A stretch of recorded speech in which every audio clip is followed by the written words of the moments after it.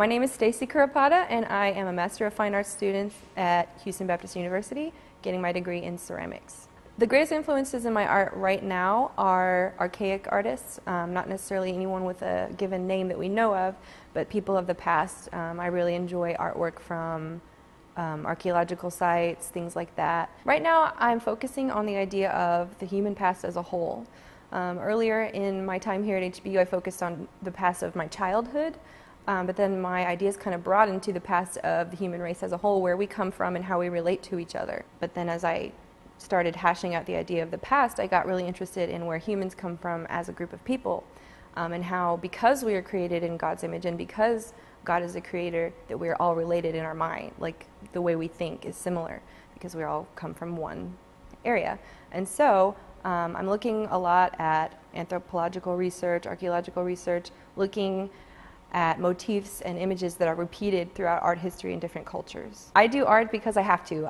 If I don't, I go crazy. It's just something inside of me that I feel most at peace and most relaxed and happiest when I am in that room doing what I do. There's nothing like it. I definitely feel that God is present with me in my creative act.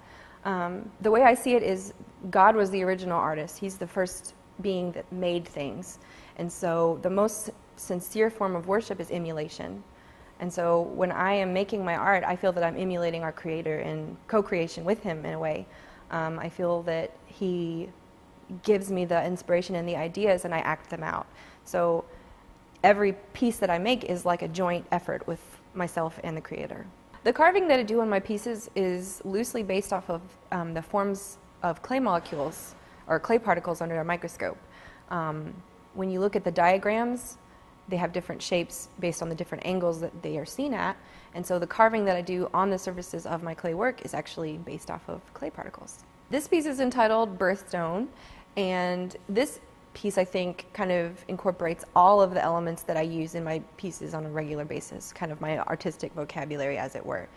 The bottom includes some of the carving that I like to do. The top of this piece incorporates a lot of texture, which I think is crucial in my work.